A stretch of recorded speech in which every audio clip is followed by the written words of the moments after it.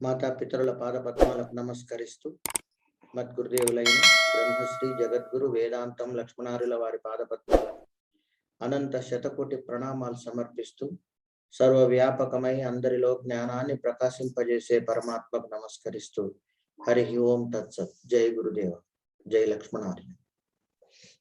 మమ గురుదేవం శ్రీ లక్ష్మణార్యోత్తమం భజే.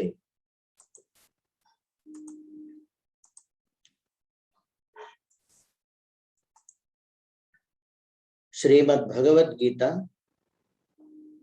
अथ नवमोऽध्यायः राजविद्या राजगुह्ययोगः. श्रीभगवानुवाच. मूडव श्लोकम्. अश्रद्धदाना पुरुषा धर्मस्यास्य परन्तपा अप्राप्य मां निवर्तन्ते मृत्यु संसारवर्त्मनि. మరి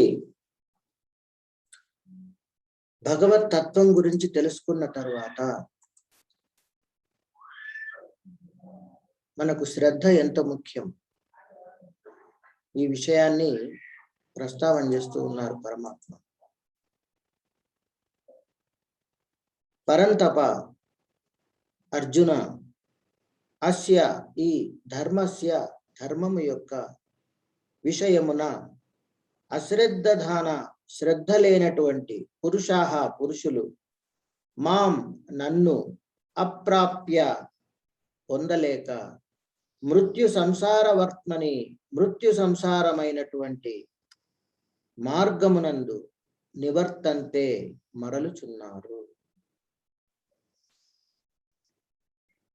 మరి ఈ మార్గం ఎంత గొప్పది, ఈ జ్ఞానం ఎంత గొప్పది అని చెప్పినటువంటి పరమాత్మ ధర్మం గురించి ఇక్కడ మళ్ళీ ప్రస్తావన చేస్తూ ఉన్నారు. ఈ ధర్మం అనేటువంటిది ఆచరించదగినది.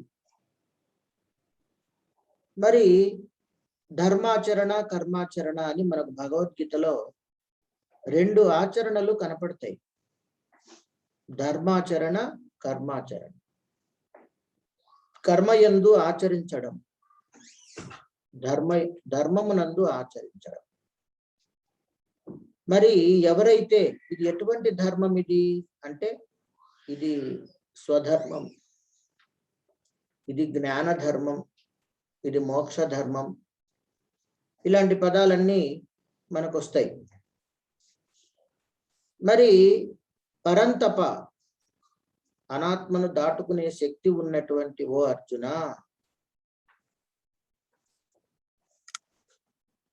ఎవరైతే ఈ ధర్మము యొక్క విషయములో అశ్రద్ధగా ఉన్నారో, శ్రద్ధ లేకుండా ఉన్నారు,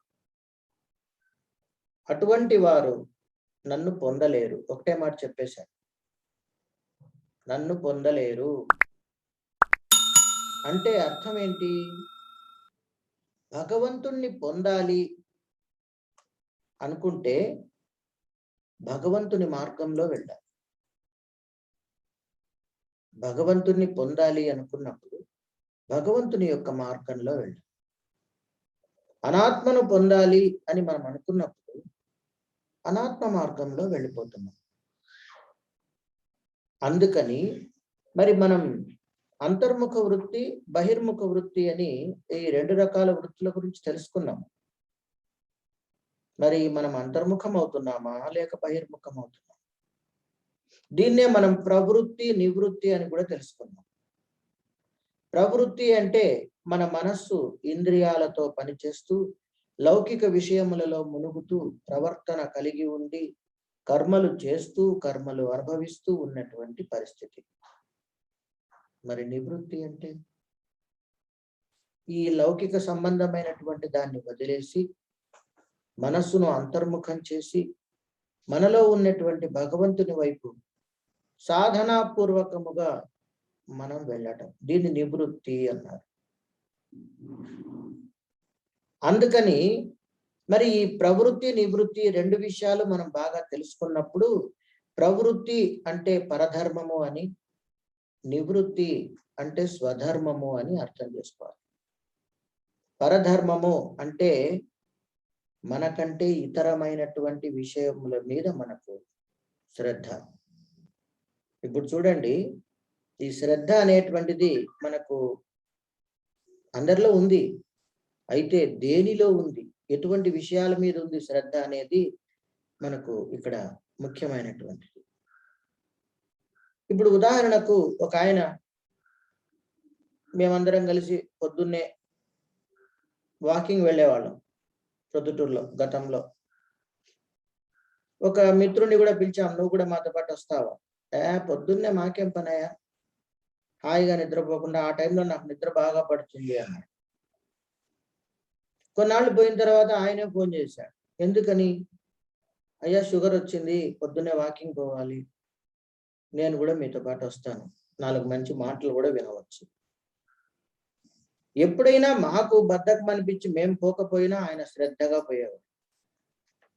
ఎందుకని అంటే జబ్బు యొక్క భయం.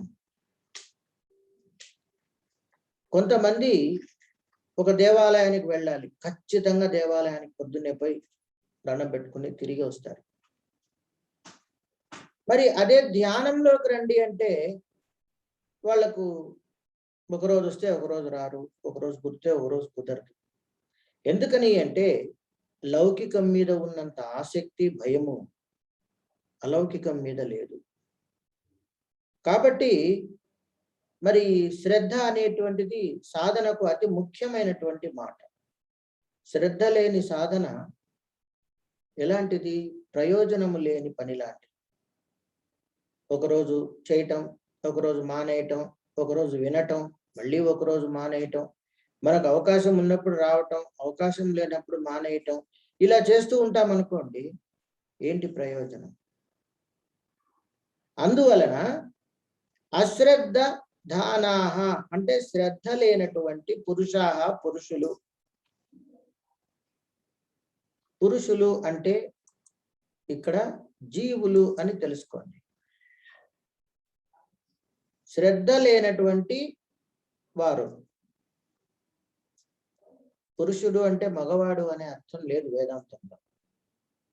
పురి శరీరే ఇది పురుష, శరీరం లోపల ఉన్నటువంటి జీవుణ్ణి పురుషుడు అన్నారు. వాళ్ళు స్త్రీలు కావచ్చు, పురుషులు కావచ్చు, ఎవరైనా కావచ్చు. అందుకని మరి ధర్మ ప్రవర్తన మీద శ్రద్ధ లేని వారు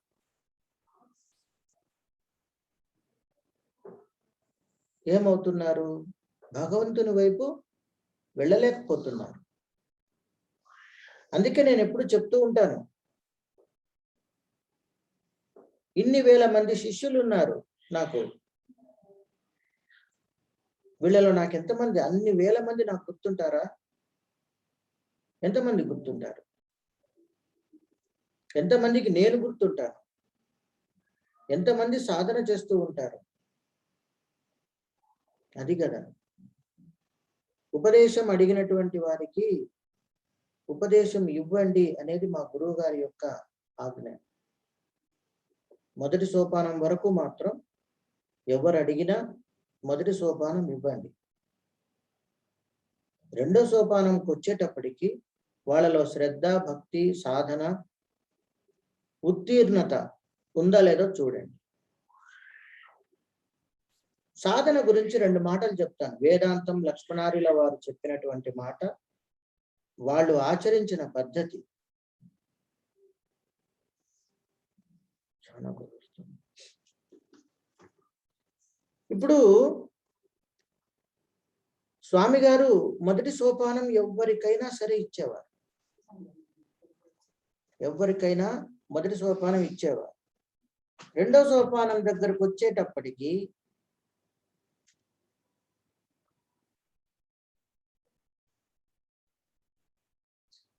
నెట్ పోయినట్టుంది, ఒక్క నిమిషం అట్లే ఉంది.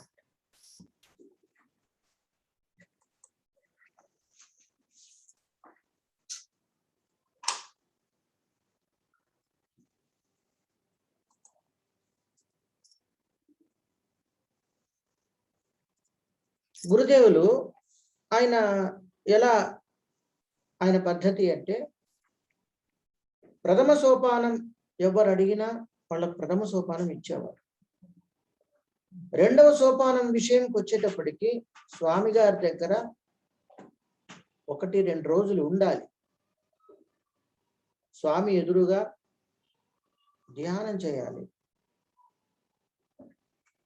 ధ్యానం చేసి స్వామి గారు ఆ అనుభవాలు వాటికి సంబంధించినటువంటి వివరణ తీసుకున్న తర్వాత రెండవ సోపానం ఇచ్చారు. ఇక మూడవ సోపానం ఇవ్వాలి అంటే వాళ్ళు స్వామి గారి దగ్గర కనీసం 1 వారం ఉండాలి, స్వామితో ఉండాలి. ఈ వారం రోజులు గమనిస్తారు ఆయన వాళ్ళను. ఒకవేళ స్వామి దగ్గర ఉండడానికి అవకాశం లేని వాళ్ళైతే ప్రతిరోజు పొద్దున్నే వచ్చి సాయంత్రం వరకు స్వామి దగ్గర ఉండాలి. ఇది కరపత్రం కూడా వేశారు స్వామి. అహం బ్రహ్మాస్మి అనేది భరించడం చాలా కష్టం. నాకు 3వ సోపానం ఇచ్చేయండి, నాకు 4వ సోపానం ఇచ్చేయండి అంటుంటారు కొంతమంది. కానీ భరించాలా అది. అందుకని మరి అహం బ్రహ్మాస్మి అనేటువంటి స్థాయికి రావాలి అంటే మనలో ఉన్నటువంటి ప్రత్యేగాత్మను గమనించే శక్తి రావాలి. ప్రజ్ఞా పాఠవాళ్ళు ఉండాలి. అప్పుడు అహం బ్రహ్మాస్మి అనేటువంటి దానిని మనం అనుగ్రహించాలి. దాని యొక్క ఆ సోపానం యొక్క తత్వాన్ని వివరించాలి. తరువాత స్వామి గారు 4వ సోపానం ఇవ్వాలి అంటే దాదాపు ఒక 15 రోజులు వాళ్ళని పరీక్షిస్తారు. ఒక్కొక్కసారి స్వామి గారు ఎక్కడికన్నా వెళ్తూ వెళ్తూ తన వెంట తీసుకెళ్తారు.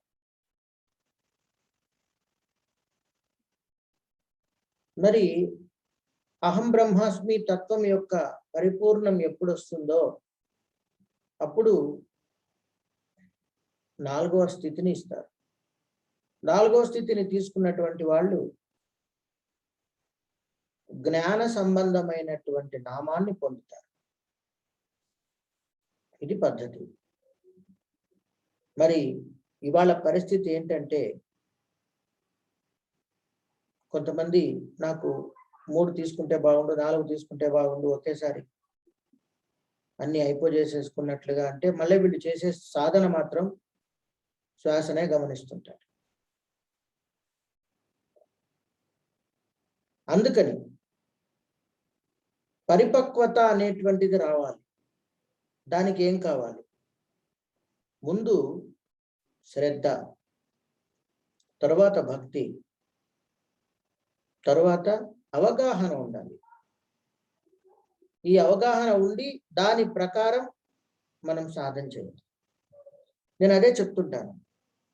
వేదాంతం లక్ష్మణార్యుల వారి యొక్క మార్గంలో మనం వెళ్ళేటప్పుడు వారి మార్గంలోనే ఉండాలి. ఇంకా అనవసరమైన గ్రంథాలు చదవటం, దాంట్లో ఇలా ఉంది దీంట్లో అలా ఉంది అంటూ మిక్స్డ్ ఫ్రూట్ జామ్ అంటారే, ఇలాంటివన్నీ తీసుకొచ్చి పెట్టుకోవడం, వాటికి సంబంధించిన ఆచరణ ఏదో చేయడం, నేను బాగా ఉన్నానని మనకు మనమే చెప్పుకోవడం,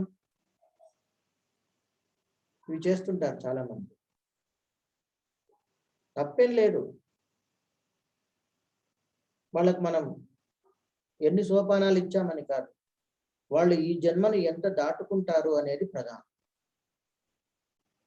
అయితే ఒకటి మాత్రం నిజం, ఒక్క సోపానాన్ని మనం పరిపుష్టి చేసుకున్నా కూడా మనకు మళ్ళీ మానవ జన్మ జ్ఞాన సంబంధమైన జన్మే వస్తుంది. అందులో మాత్రం సందేహం లేదు. కాబట్టి సాధన అనేటువంటి దానిలో శ్రద్ధ అనేది ఎంత పాత్ర పోషిస్తుంది చూడండి. ఇక్కడ ఇంకొకటి ఏంటి, శ్రద్ధ అన్నప్పుడు నియమింపబడినటువంటి కాలం, ఒక టైంను మనం ఫిక్స్ చేసుకుంటే ఖచ్చితంగా ఆ సమయానికి సాధన చేయాలి. ఈరోజు ఒక సమయం, రేపు ఒక సమయం, ఎల్లుండి ఒక సమయం చేయకూడదు. మనసు నిలబడదు. అదే మాదిరిగా చాలా మంది అలారాలు పెట్టుకొని చేయడం, గడియారాలు పెట్టుకొని చేయడం చేయకూడదు. ధ్యానం అంతా పూర్తయి మనం లేచిన తర్వాత నేను దాదాపు ఎంతసేపు కూర్చున్నాను అని చూసుకోవచ్చు, కానీ 20 నిమిషాలు, 30 నిమిషాలు, 40 నిమిషాలు అంటూ ఒకటి ఫిక్స్ చేసుకొని ధ్యానం చేయకూడదు. ఎందుకంటే మన మనస్సు చాలా తెలివైంది, చాలా గొప్పది. 30 నిమిషాలకు మీరు అలవాటు అయినారనుకోండి, 35 నిమిషాలు కూర్చోలేరు. 30 నిమిషాలు దాటుతూనే ఇంకా మెల్లగా మనస్సు ఇంకా లేద్దాం, ఇంకా లేద్దాం, ఇంకా చాలు, ఇంకా చాలు, ఇంకా చాలు అన్నట్టుగా వ్యతిరేకమైనటువంటి భావనలోకి వచ్చేస్తుంది. కాబట్టి ఎన్ని గంటలైనా సరే నేను అంతర్ముఖం అయిపోతాను అనేటువంటి స్థితి కావాలి. అందుకే నేను చెప్తుంటాను, 2వ సోపానం కష్టమైంది, 3వ సోపానం దానికంటే కొంచెం కష్టమైంది. ఎందుకని? వస్తువును గమనించడం, వస్తువు యొక్క భావనను గమనించడం తేడా ఉంది. శ్వాసను గమనిస్తూ మనం ధ్యానం చేస్తాం, ఇది ప్రాథమిక స్థితి. శ్వాస అనేది మనకు తెలియబడుతోంది. ఆ తెలియబడుతున్నటువంటి ఆ శ్వాసను మనం గమనించడం అనేది చాలా సులభంగా చేయవచ్చు. తర్వాత మెల్లిగా మనం ఏకాగ్రంలోకి వెళ్తూ నిశ్శబ్దంలోకి వెళ్తాం. ఇప్పుడు ఆ నిశ్శబ్దంలో మనం ఉండాలి అంటే బాగా అవగాహన ఉండాలి. అలా అవగాహన ఉంటూ, సాక్షిగా ఉంటూ, వచ్చిన ప్రతి అనుభూతిని నాకు సంబంధం లేదంటూ వదిలేస్తూ ఉంటే కుండలి యోగం వరకు వెళ్తాం. కుండలి యోగం వరకు ఎప్పుడైతే మనం అంతవరకు వెళ్ళగలుగుతామో అక్కడి నుంచి మనకు ముందుకు వెళ్ళిపోవడం చాలా సులభం అయిపోతుంది. అంతవరకు కష్టపడాలి. మనం ఎప్పుడు చెప్తూ ఉంటాం, మర్కట కిషోర న్యాయము, మార్జాల కిషోర న్యాయం. మర్కట కిషోర న్యాయంలో కోతి తన యొక్క స్వశక్తితో తాను ముందుకు వెళ్తుంది. కానీ మార్జాల కిషోర న్యాయంలో తల్లి మీద ఆధారపడి ఉంటుంది. పిల్లి పిల్లలు తల్లి మీద ఆధారపడి ఉంటుంది. అందుకని మరి ఇక్కడ మనం స్వయంకృతముగా స్వయం శక్తితో మనం మెల్లగా ముందుకు వెళ్ళడం మనం చేయగలిగితే తరువాత గాయత్రి మాత యొక్క అనుగ్రహంతో మనం ముందుకు వెళ్ళగలుగుతాం. ఎందుకు నేను ఈ విషయాలన్నీ ఇక్కడ ప్రస్తావన చేస్తున్నానంటే మనకు బాగా అవగాహన ఉండాలి ధ్యానం మీద. అప్పుడు శ్రద్ధ, భక్తి, పట్టుదల ఇవన్నీ కూడా మనలో పెరుగుతాయి. ఈ అవగాహన లేకుండా ఊరికే మూర్ఖంగా మొండిగా కూర్చుని శ్వాసను గమనిస్తున్నాను అని కూర్చుంటే ప్రయోజనం చాలా తక్కువ ఉంటుంది. అందుకని అశ్రద్ధ ధానాహ పురుషాహ, ఎవరు ఎంతవరకు వెళ్తున్నారు, వాళ్ళ శక్తి ఎంతవరకు ఉందో అంతవరకు. మనం ఎప్పుడు చెప్తూ ఉంటాం, దీపావళి రోజు మనం రాకెట్ వెలిగిస్తే ఎంత దూరం పోతుంది అంటే దాంట్లో ఆ కెమికల్ ఎంత ఉందో అంతవరకు పైకి, తరువాత అక్కడి నుంచి అది పడిపోతుంది. మన వాళ్ళు కూడా ఏం చేస్తుంటారంటే సాధన బాగా చేస్తారు. ఎంతవరకు అంటే కొంతవరకు, ఒక అరగంట, ఓ 3/4 గంట, లేదా 1 గంట, లేదా 1 గంటన్నర. ఇంకా తర్వాత ఏం చేస్తారు, ఈ రోజుకి చాలు చుట్టబెట్టేస్తారు. రేపు మళ్ళీ ఏం చేస్తారు, రేపు మళ్ళీ ఈ రోజు చేసిందే రేపు చేస్తారు, ఇదే మళ్ళీ ఎల్లుండి చేస్తారు. మరి ఇంకెప్పుడు మనం అవతలికి వెళ్ళేది? 5-6 ఏళ్ల కిందట 1వ సోపానం తీసుకున్న వాళ్ళు ఉన్నారు. ఎందుకని అక్కడే ఉన్నారు? వాళ్ళు ముందుకు వెళ్ళడానికి కష్టపడడంలా, పుస్తకాలు చదివే దాని మీద, మెసేజ్లు పెట్టే దాని మీద ఉన్నంత శ్రద్ధ, లౌకిక విషయాల మీద ఉన్నంత శ్రద్ధ అంతర్ముఖ సాధన మీద తక్కువ ఉంది కొంతమందికి. మరి ఎందుకని? భయం లేదు వాళ్ళలో. వాళ్ళలో భయం లేదు. భయం ఉంటే ఇంకా అర్థం కాకుండా ఇన్నేళ్ళు అయిన తర్వాత కూడా ఎట్లా గమనించాలా స్వామి అని అమాయకంగా అడుగుతారు కొంతమంది. మరి ఇంతకాలం ఏం చేశారు? ఇప్పటికైనా జాగ్రత్త పడండి. రండి, మీలో నేను పేర్లు చెప్పను, మీకే తెలుసు ఎవరెవరు 1వ సోపానంలో స్థిరపడిపోయినారో. మరి ఎప్పుడు ఎంతకాలం ఉంటారు? అట్లే 2లో స్థిరపడిపోయిన వాళ్ళు ఎంతకాలం ఉంటారు? ముందుకు వెళ్ళాలి. అందుకని దానికి శ్రద్ధ, దానికి అవగాహన. ఎందుకు ఇన్ని రకాల సబ్జెక్ట్స్ చెప్తున్నాను నేను? నాకు వయసు అయింది. పొద్దున సాయంకాలం 2 పూట్ల మీకు జ్ఞానాన్ని అందించాలి అంటే దాని వెనుక నా కష్టం ఉంటుంది. మరి ఎందుకు? మీకోసం, ముందుకు పోవడం కోసం. మరి ఎందుకు పోవడంలో? దాన్ని రైట్ సెన్స్ లో తీసుకోవడం. బయట విషయాల మీద ఉన్నంత శ్రద్ధ మీ మీద మీకు ఉండాలి కదా, అది నేను చెప్తాను. నేను ఎప్పుడు అంటుంటాను, ఈవెన్ నా భార్యతో కూడా నేను అంటాను ఈ మాట. నేను దాటుకున్నాను, నువ్వు దాటుకో. పాత రోజుల్లో లేండి, ఇప్పుడుగా. నువ్వు దాటుకో. బ్రతికి ఉన్నంత వరకే మనం గురు శిష్యులం లేదా భార్యాభర్త. తర్వాత ఎవరి మార్గం వాళ్ళు. మీరు కూడా అంతే. అంతవరకే మనం. దేహం వదిలిన తర్వాత ఇంకేముంది? మీ ప్రయాణం మీదే, నా ప్రయాణం నాది. అందుకని శ్రద్ధ పట్టండి, పట్టుదల పట్టండి. రాత్రంతా నిద్రపోవద్దండి, ధ్యానం చేయండి. పగలంతా పనులు ఉన్న వాళ్ళు, పగలు బిజీగా ఉంటాం మేము, మాకు చేత కాదు అనుకున్న వాళ్ళు ఎవరన్నా ఉంటే, ఉద్యోగాలు, వ్యాపారం, రాత్రిపూట ధ్యానం చేయండి. కనీసం 3 గంటలు చేయాలి మీరు. నేను ప్రొద్దుటూరుకు వచ్చిన తర్వాత ధ్యానంలో పరీక్ష తరగతి పెడతాను. 3 గంటలు కూర్చోవాలి మీరు. ఇది శాసనం, రిక్వెస్ట్ కాదు. చెయ్యాలి 3 గంటలు. ఎట్లా తిరిగి ముందుకు పోయాలా చెప్తారే, బతిమలాడో బెదిరించో మిమ్మల్ని తీసుకుపోవాలి. ముందుకు రావడానికి ప్రయత్నం చేయండి.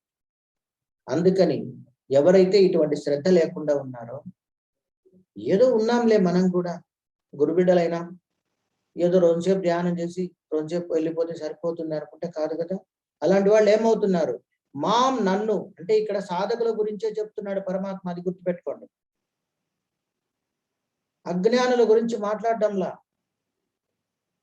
ఉపదేశం తీసుకుని సాధన సరిగ్గా చేయకుండా, శ్రద్ధ లేకుండా ఉంటారే మహాత్ములు, వాళ్ళ గురించి చెప్తున్నాడు. కాబట్టి అలాంటి వాళ్ళు ఏమవుతున్నారయ్యా అంటే, నన్ను అప్రాప్య, పొందలేరు. నన్ను పొందలేరు. మరి పొందలేని వాళ్ళు ఏమవుతున్నారు? మృత్యు సంసార వర్త్మని. ఏ మార్గంలోకి పోతున్నారు? మృత్యు మార్గంలోకి పోతున్నారు. కాబట్టి ఆ మృత్యు మార్గం అంటే ఏంటి? సంసారంలో పడిపోవడం, సంకల్పాలలో పడిపోవడం. సంసారం అంటే సంకల్పాలే, కుటుంబం కాదు. మరి ఈ సంకల్ప వికల్పాల్లో పడిపోవడం, లౌకిక విషయాల్లో మునిగి తేలడం, ఎంతసేపు భౌతికమైనటువంటి సుఖాలు పొందాలి అని కోరుకోవడం, వాటి మీదనే ప్రయత్నం. ఇంకా ఎంత డబ్బున్నా ఇంకా సంపాదించాలి, ఎంత పేరున్నా ఇంకా సంపాదించాలి, ఇంకా ఏదో అనుభవించాలి అనేటువంటి తాపత్రయంతో ఉండడం. ఏదో ఒకరోజు చెప్పా పెట్టకుండా మృత్యువుకు లొంగిపోవడం కదా. యమస్య కరుణా నాస్తి, యముడికి కరుణ లేదు. అందుకని ఆ సమయం వచ్చిందా, మనం ఇక్కడ ఉండేది లేదు. కాబట్టి దేహము సక్రమంగా ఉన్నప్పుడే శ్రద్ధతో, భక్తితో, పట్టుదలతో, అవగాహనతో, ప్రధానమైనది అవగాహన, దాంతో ముందుకు వెళ్ళాలి. చాలా మంది చెప్తుంటారు, ఉపదేశం తీసుకున్నప్పుడు బాగానే ఉంది స్వామి, మళ్ళా తర్వాత ఎందుకో కుదరడం లేదు. అప్పుడు కుదిరి ఇప్పుడు ఎందుకు కుదరడంలా? ఎందుకు కుదరడంలా? దానికి ప్రయత్నం చేయాలి మీరు, తప్పదు కదా. అందుకని శ్రద్ధ లేని వారు ఏమవుతున్నారు అంటే మళ్ళీ జనన మరణ చక్రంలోకి వస్తున్నారు. శ్వాసలో మునిగిపోవడమే కాలుడికి లొంగిపోవడం, కాలాగ్ని.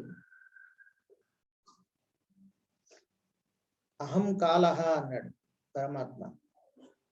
ఆ కాలుడు అనేటువంటి వాడికి లొంగిపోయి దేహంలో జబ్బులు, రకరకాల బాధలు వస్తే ఆ బాధలు అనుభవిస్తూ శరీరాన్ని ఖాళీ చేసి వెళ్ళిపోవడం, ఇది జ్ఞానికి సబబు కాదు. కనుక ఏం చేయాలి? సాధన అనేది శ్రద్ధతో చేయాలి. ఎవరైతే శ్రద్ధతో చేస్తారో ఖచ్చితంగా చేరతారు. ఇక్కడ ఇంకొక మాట కూడా ఉంది. ఒక్క అడుగు మీరు వేస్తే భగవంతుని వైపు 100 అడుగులు ఆయన మిమ్మల్ని లాగుతాడు. కాబట్టి మనం భగవంతుని యొక్క అనుగ్రహాన్ని సంపాదించుకోవడానికి ప్రయత్నం చేయాలి. ఆ అనుగ్రహం చేత మనం ముందుకెళ్ళాలి. ఇది ప్రధానమైనటువంటి మాట. అందువల్ల ఈ శ్లోకంలో మన పరమాత్మ ఏం చెప్తున్నాడు అంటే అతి ముఖ్యమైన విషయం శ్రద్ధ. ఇంకొక చోట కూడా చెప్తారు స్వామి, ఏమని? శ్రద్ధావాన్ లభతే జ్ఞానం తత్పరస్సం యతీంద్రియ జ్ఞానం లబ్ధ్వా పరాం శాంతిం అచరేణాది గచ్చతి. భగవద్గీతలోనే వస్తుంది ఈ మాట.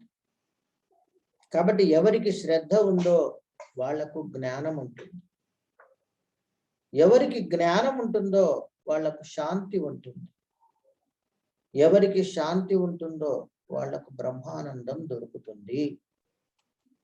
కాబట్టి బ్రహ్మానందాన్ని మనం ప్రాప్తించుకోవాలి అనుకుంటే మరి మనలో శ్రద్ధ ఉండాలి. కాబట్టి మార్పు తెచ్చుకోవాలి, మన వ్యక్తిత్వం మార్పు తెచ్చుకోవాలి.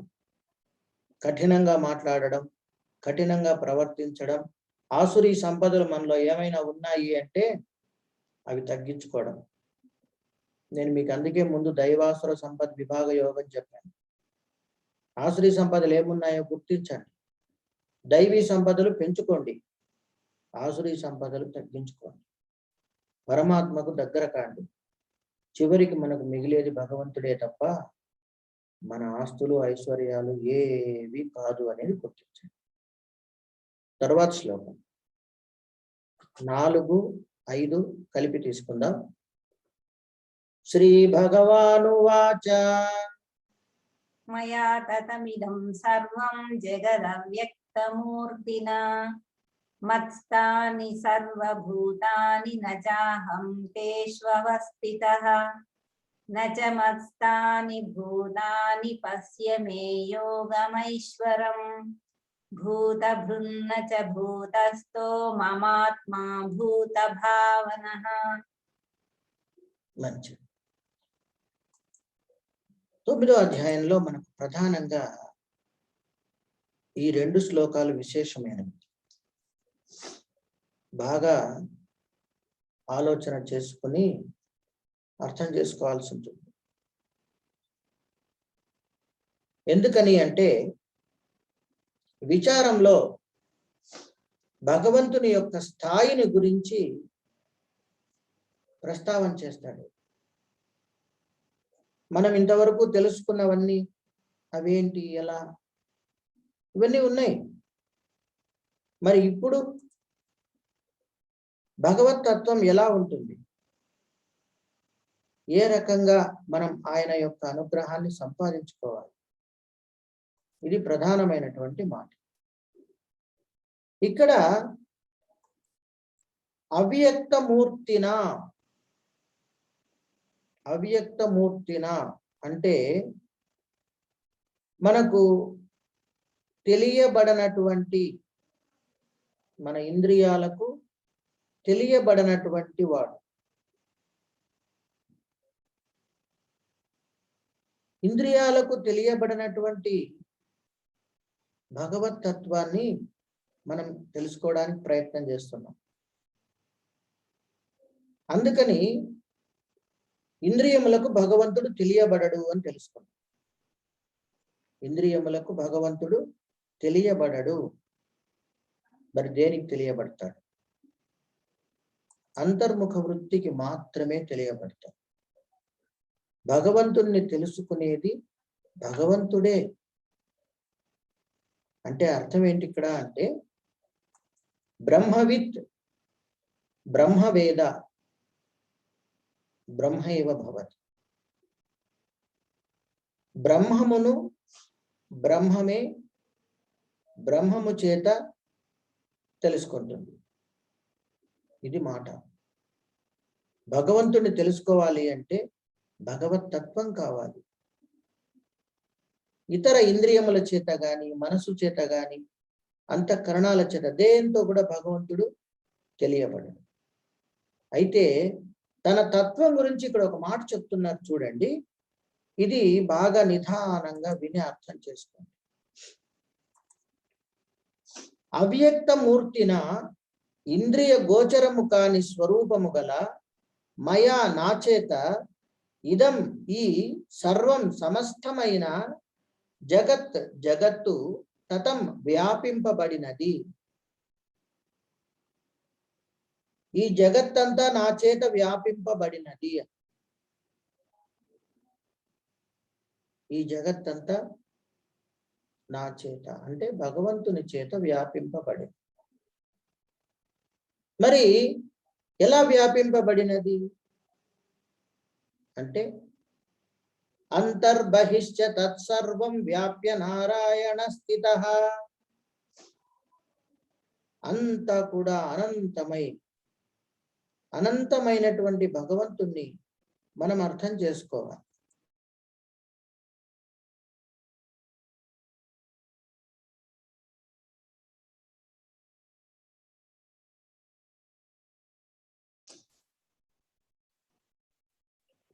అంటే అందరి యందు ఉన్నటువంటి భగవత్ తత్వం, అంతటా ఉన్నటువంటి భగవత్ తత్వం ఇదేంటి ఎలాగా అంటే, భగవంతుని చేతనే ఈ జగత్తంతా వ్యాపింపబడినది. భగవంతుని చేతనే ఈ జగత్తు వ్యాపింపబడినది. కాబట్టి భగవంతుని ఏమన్నారు? అనంతుడు అన్నారు. సర్వవ్యాపకము అనేటువంటి ధర్మం ఆయనకుంది. సర్వవ్యాపకము అంటే ఇందుగలడందు లేడను సందేహము వలదు చక్రి సర్వోపగతుండు. ఎందెందు వెతకి చూచిన అందందే కలడు దానవాగ్రణి వింటే అని భాగవతంలో వస్తుంది. ఎక్కడున్నాడు రా దేవుడు? నీ శ్రీహరి ఎక్కడున్నాడు? అంతటా ఉన్నాడు. ఎక్కడ లేడో చెప్పండి. అదే మాదిరిగా అంతటా ఉన్నటువంటి భగవంతుడు, అంతటా వ్యాపకమైనటువంటి భగవంతుడు, సర్వవ్యాపకమైనటువంటి భగవంతుడు జగత్తులో నిండి ఉన్నాడు. కాబట్టి భగవంతుని ఎక్కడైనా తెలుసుకునే అవకాశం ఉంది. అయితే ఇక్కడ ఒక మాట ఏమంటున్నాడు అంటే, సర్వభూతాని మత్స్థాని, సర్వ ప్రాణులు నా యందు ఉన్నాయి. తేషు వాటి యందు అహం నేను నచ అవస్థితః, నేను వాటి యందు లేను. అన్ని నా యందు ఉన్నాయి. ఎంత ఈ మాట చూడండి. భగవతత్వాన్ని ఇక్కడ మనం అర్థం చేసుకోవడానికి ఇంకొక కోణంలో పోవాలి. మనం మామూలుగా ఎప్పుడు ఏమనుకుంటాం? దేవుడు సర్వవ్యాపకం. దేవుడు సర్వవ్యాపకం కాబట్టి దేవుడు అంతా ఉన్నాడు, దేవుడు నాలో ఉన్నాడు, నేను దేవుడిలో ఉన్నాను. సామాన్యమైన భావన ఇది. ఇందులో విశేషాన్ని చెప్తున్నాడు చూడండి. అదేమిటి? నా యందు వారు ఉన్నారు కానీ వారి యందు నేను లేను అన్నాడు. వారి యందు నేను లేను. నా యందు వారున్నారు, నేను అంతటా వ్యాపకమై ఉన్నాను. మరి నా యందు వారున్నారు అన్నప్పుడు వారి యందు నేను లేను అనేటువంటి మాట ఎందుకు వాడాల్సి వచ్చింది అంటే, ఈ సృష్టికి భగవంతుడు ఆధారం, భగవంతుడు అధిష్టానం. కానీ భగవంతుడికి జగత్తు ఆధారమా, భగవంతుడికి జగత్తు అధిష్టానమా అని ప్రశ్న వేశామనుకోండి, కాదు అని చెప్పాల్సి వస్తుంది. ఎందుకు కాదు? భగవంతుడికి జగత్తు ఎందుకు ఆధారం కాదు అని మనం చర్చిస్తే, భగవంతుడు సత్పదార్థం, జగత్తు మిథ్యా పదార్థం. అంతటా ఆయన ఉన్నాడు, అంతవరకు ఉంది అన్నాడు కదా, నేను సర్వవ్యాపకం, జగత్తంతా నిండి నిబిడీకృతమై ఉన్నాడు. ఈ చిన్న విషయాన్ని బాగా అర్థం చేసుకో. అయితే ఆయన వ్యాపకమైనాడు, ఆయన ఎందే ఈ జగత్తు, ఈ ప్రాణులు అన్ని ఉన్నాయి. భగవంతుని మీద ఆధారపడి ఇవి కల్పితమై ఉన్నాయి. కానీ జీవుల మీద ఆధారపడి భగవంతుడు లేడు కాబట్టి, జీవులు మిథ్యా వస్తువులు, భగవంతుడు సద్వస్తువు కనుక మిథ్యా వస్తువు యందు సద్వస్తువు ఎప్పటికీ ఉండదు. అంటే ఈ ప్రాణుల యందు నేను వాటిని అధిష్టానంగా గుర్తించుకొని లేను. ప్రాణులన్నీ నన్ను అధిష్టానంగా తీసుకుని నా యందు ఉన్నాయి. అది ఇక్కడ కృష్ణ పరమాత్మ చెప్తున్నటువంటి మాట. అంటే ప్రాణులన్నీ ఉన్నాయి నా యందు, కానీ నేను వాటి యందు ఉన్నాను అనేటువంటి మాటకు భావం వేరే వస్తుంది. ఉదాహరణకు, మన ఇంటికి ఒక ఆయన వచ్చాడు, చాలా గొప్ప ఆయన, చాలా పెద్ద పదవిలో ఉన్నాడు, మనకి దూర బంధువు అనుకుందాం. అయితే మన ఇంట్లో పనివాడికి ఆయనకు కొంచెం పోలికలు ఉన్నాయనుకుందాం. ఆయన మన ఇంటికి వచ్చినప్పుడు, మా ఇంట్లో పనివాడు మీలాగానే ఉంటాడండి అనడానికి, మీరు అచ్చం మా ఇంట్లో పనివాళ్ళలాగా ఉన్నారండి అనడానికి తేడా. రెండు పోలికలు ఒకటే. ఒక పెద్ద ఆయన మన ఇంటికి వచ్చినప్పుడు, మీరు మా ఇంట్లో పనివాళ్ళలాగా ఉన్నారండి అంటే ఆయన తక్కువగా చెప్పినట్లు. మా ఇంట్లో పనివాడు కొంచెం మీలాగా ఉంటాడండి పోలికలు అంటే మన పనివాడిని గొప్పగా చెప్పినట్లు. అదే మాదిరి ఇక్కడ భాషను భావంలోకి తీసుకుంటే, నేను వాటి యందు ఉన్నాను అంటే అవి నాకు ఆధారం అవుతాయి. మరి ఈ జగత్తంతా కూడా సత్పదార్థం కాదు కదా, జాగ్రత్త అవస్థలో ఉంది, స్వప్న అవస్థలో లేదు. ఈ ప్రపంచం అనేది మనం నిద్రపోతే లేదు, మనకు తెలియబడదు, ఉందో లేదో తెలియదు. స్వప్నములో స్వప్నం సంబంధం, సుషుప్తిలో ఏమీ తెలియదు, హాయి. మెలకువలో మాత్రం తెలియబడుతుంది, ఎక్కువ తక్కువ అన్ని. అందువల్ల ఇలా మార్పు చెందేటువంటి జగత్తు భగవంతుడికి ఆధారము కాదు కనుక వాటి యందు నేను లేను. ఇక్కడ లేను అంటే అర్థం ఎలా తీసుకోవాలి? ఈ జగత్ అనేది భగవంతునికి ఆధారము కాదు, అధిష్టానము కాదు. నేను వాటి యందు ఉన్నాను అనే మాట తీసుకుంటే, ఈ జగత్తు భగవంతునికి ఆధారము అధిష్టానము అయినప్పుడు జగత్తు చెప్పినట్లు భగవంతుడు వినవలసి ఉంటుంది. ఇప్పుడు భగవంతుడు చెప్పినట్లు జగత్తు వినాల్సి ఉంటుంది. కాబట్టి రెండవదే సరి అయింది.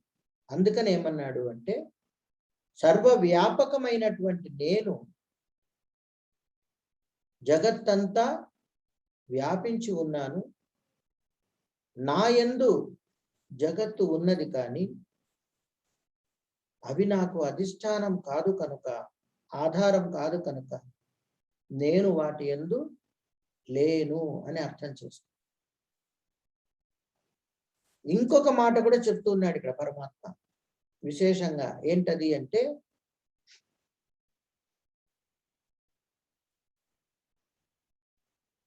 నేను భూతాని ప్రాణులు మత్ స్థాని నా వలన ఉండునవి కాదు. మే నా యొక్క ఐశ్వరం ఈశ్వర సంబంధమైన యోగమును పశ్య చూడుము. మమ నా యొక్క ఆత్మ భూతభృత్ ప్రాణులను భరించునదియును, భూత భావన అపి ప్రాణులను తలంచునదియును అయి ఉన్నది. భూతస్థ నచ ప్రాణుల యందు ఉండునది కాదు. ఇప్పుడు ఇది అర్థం చేసుకోవడానికి ప్రయత్నం చేయండి. ఏమన్నాడు? ఈ ప్రాణులన్నీ కూడా నా వలన ఉండునవి కాదు. ముందు ఈ మాట రాస్తాం. ప్రాణులన్నీ నా వలన ఉండునవి కాదు. మరి ఎవరి వలన ఉన్నాయి? ఈ ప్రాణులన్నీ ఎవరి వలన ఉన్నాయి? శుద్ధ బ్రహ్మం వలన లేక ఈశ్వరుని వలన? మనం ఇలా తీసుకున్నప్పుడు శుద్ధ బ్రహ్మం నిరంజన, నిరామయ, నిర్వికల్ప, నిర్విశేష. ఆయన ఏ విధమైనటువంటి లంపట లేనివాడు, మాయా అతీతుడు. కనుక జగత్తు సృష్టి చేసింది శుద్ధ బ్రహ్మం కాదు. మరి ఎవరు సృష్టి చేశారు? శుద్ధ బ్రహ్మము నుండి మాయ విడివడి, మాయ చేత శుద్ధ బ్రహ్మము శబల బ్రహ్మముగా మారి, అది ఈశ్వరత్వాన్ని పొంది సృష్టి, స్థితి, లయ అనబడేటువంటి 3 ధర్మాలను నిర్వహిస్తూ ఉంది. కనుక ఈశ్వరుణ్ణి తిరోధానకర్త అంటారు. కొత్త వాళ్లకు నేను మళ్ళీ చెప్తున్నాను, ఈశ్వరుడు అంటే శివుడు కాదు, గుర్తుపెట్టుకోండి. ఈశ్వరుడు అనగానే మనకు శివుడు అన్నా, ఈశ్వరుడు అన్నా, రుద్రుడు అన్నా, పరమేశ్వరుడు అన్నా, సదాశివుడు అన్నా ఏదొచ్చినా మనకు ఒకే రూపం పెట్టేశారు.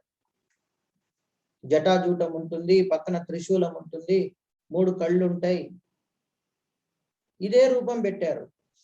ఆత్మజ్ఞానంలో రూపాలు లేవు, భగవత్ తత్వాలు మాత్రమే ఉన్నాయి. తత్వాన్ని తీసుకోండి. ఒక మానవుడిలో 3 రకాల తత్వాలు ఉన్నాయి. 1 జీవతత్వం, 2 ఈశ్వర తత్వం, 3 దైవతత్వం.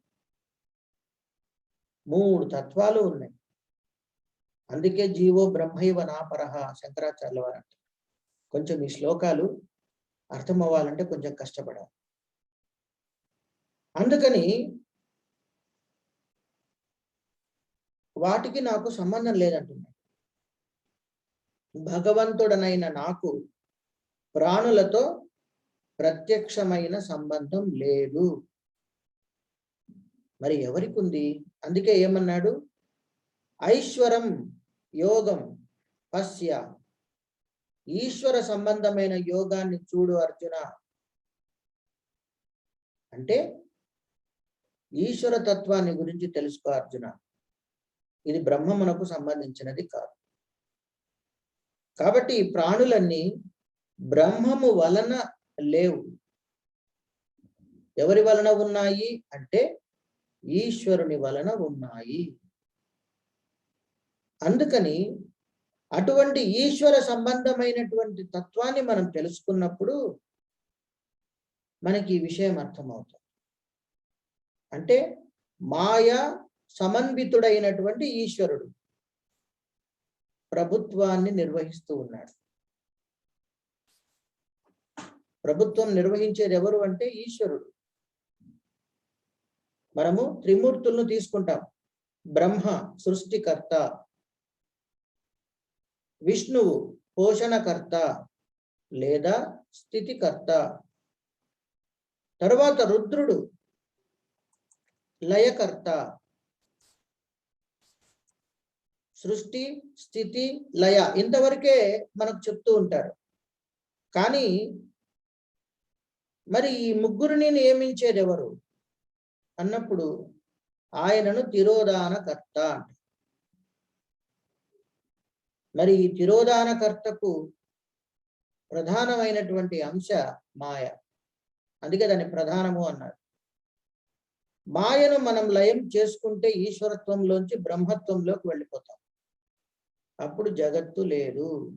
దీన్ని మహాప్రళయము అంటారు. మహాప్రళయము అంటే సమాధి స్థితి.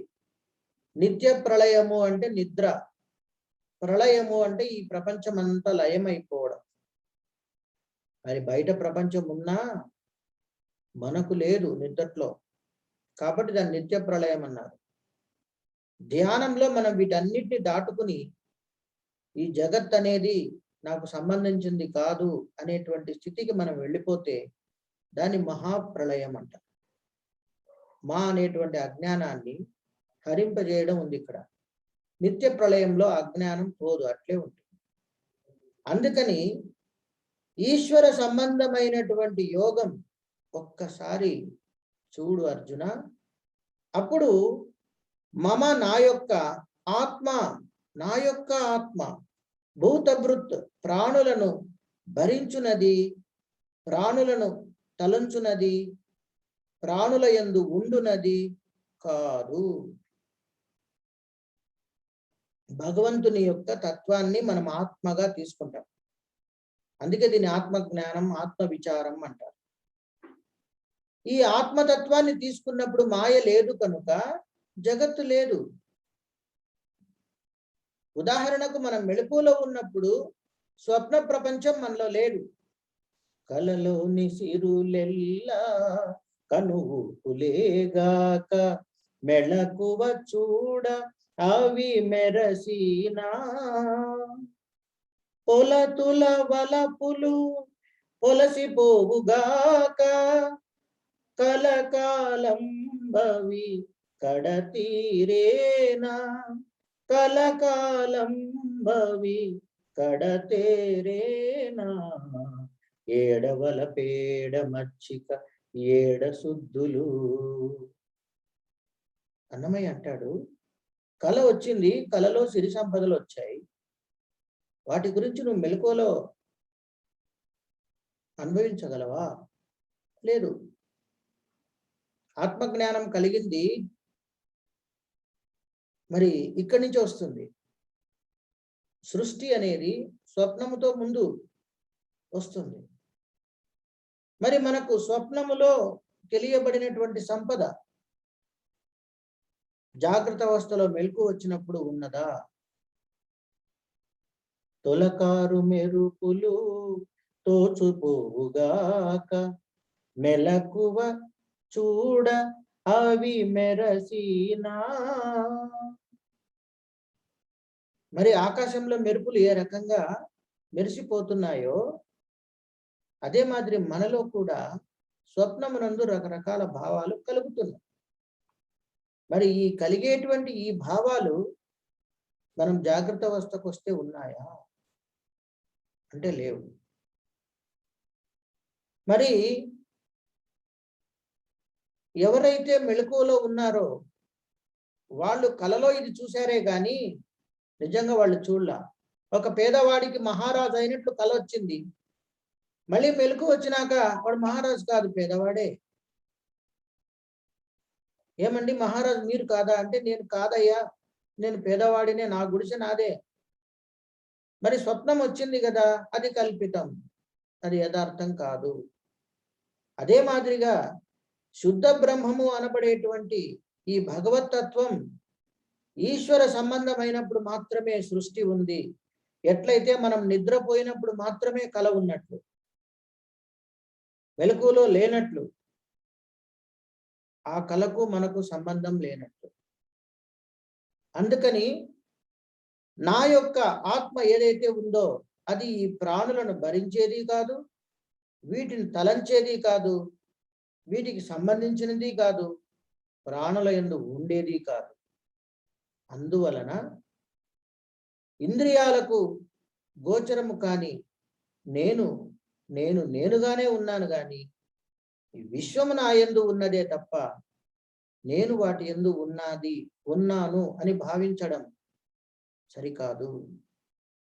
అదేవిధంగా ఈ భూతకోటి ఏదైతే ఉన్నదో అది ఈశ్వరుని వరకే సంబంధం కానీ శుద్ధ బ్రహ్మమునకు కాదు. కనుక ఈ జగత్ అనేది శుద్ధ బ్రహ్మమునందు లేదు, కేవలం ఈశ్వరుని యందు మాత్రమే. స్వప్నములో ఉన్నటువంటి ఆస్తి ఏదైతే ఉన్నదో అది తైజస్సునికి మాత్రమే సంబంధం కానీ విశ్వునికి కాదు. ఈ వాక్యం గుర్తుపెట్టుకోండి. జాగ్రత్త అవస్థలో జీవుడిని ఏమంటారు? విశ్వడు అంటారు. స్వప్నావస్థలో ఏమంటారు? తైజస్సుడు అంటారు. నిద్రావస్థలో ఏమంటారు? ప్రాజ్ఞుడు అంటారు. అందువల్ల ఈ సృష్టికి సంబంధించింది ఏదైతే ఉన్నదో అది మనం జాగ్రత్త అవస్థలో చూస్తున్నాం కాబట్టి విశ్వ సంబంధమైన జీవుడు విశ్వడు. భ్రమ చెంది స్వప్నములో లేనివన్నీ వచ్చినట్లు ఉన్నవన్నీ పోయినట్లు కలగంటూ దుఃఖిస్తూ సుఖిస్తూ ఉన్నాడే, ఇది విశ్వడు కాదు, తైజస్సుడు. విశ్వడికి సంబంధం లేదు. అదే మాదిరిగా ఈ జగత్తంతా ఈశ్వరుడికి మాత్రమే సంబంధం కానీ శుద్ధ బ్రహ్మమునకు కాదు. కాబట్టి మెలకువలో కల లేదు, శుద్ధ బ్రహ్మమునందు ఈ భూతకోటికి సంబంధించిన విశ్వం లేదు అనేటువంటిది ఇక్కడ ప్రధానమైనటువంటి మాట. కాబట్టి యథావత మనం ఈ 2 శ్లోకాల్లో ఏం తెలుసుకున్నాము అంటే జగత్తంతా భగవంతుడే వ్యాపకమై ఉన్నాడు, కానీ జగత్ అనేది భగవంతుడికి ఆధారమైన వస్తువు కాదు, అధిష్టానమైన వస్తువు కాదు. కాబట్టి జగత్తు భగవంతుని యందు ఉన్నది కానీ భగవంతుడు జగత్తు యందు లేడు. అంతేకాదు ఈ జగత్తుకు శుద్ధమైనటువంటి భగవంతుడికి అసలు సంబంధమే లేదు. ఇదంతా కూడా మాయకు సంబంధించినది అనే విషయాన్ని మనకు పరమాత్మ తెలియజేస్తూ ఉన్నాడు.